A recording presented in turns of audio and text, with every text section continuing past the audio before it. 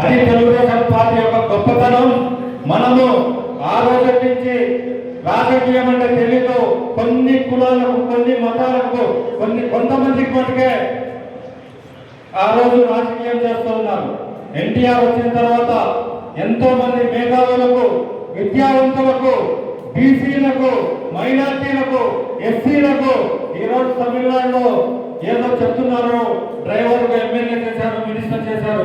ఆ రోజే ఎన్టీ రామారావు గారు ఆర్టీసీలో పనిచేస్తున్న కండక్టర్ బగిడి గోపాల నేతలకు పుంగనూరు నియోజకవర్గంలో, పలమనేరు నియోజకవర్గంలో, పుంగనూరు నియోజకవర్గంలో ఎమ్మెల్యేగా టికెట్ ఇచ్చి ఆ రోజే గెలిపించిన 83లోనే గెలిపించారు సైతం మన తెలుగుదేశం పార్టీ.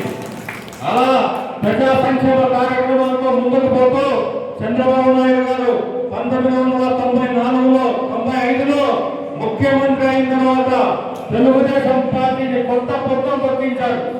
ఎంతగా అంటే ప్రభుత్వంలో ప్రజలను భాగస్వామ్యం చేశారు, పార్టీ కార్యకర్తలను భాగస్వామ్యం చేస్తూ ఎన్నో అభివృద్ధి కార్యక్రమాలు చేశారు.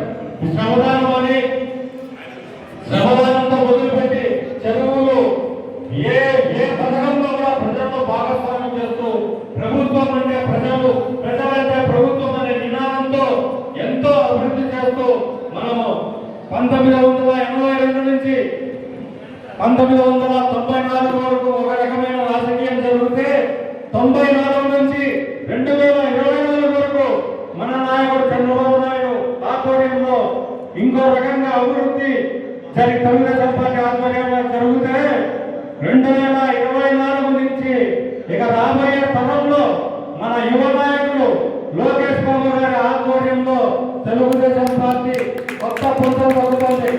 ఈ రోజు కార్యకర్తల సంక్షేమం కోసం ఏదైనా పార్టీ పనిచేస్తుంది అంటే తెలుగుదేశం పార్టీ నిజంగా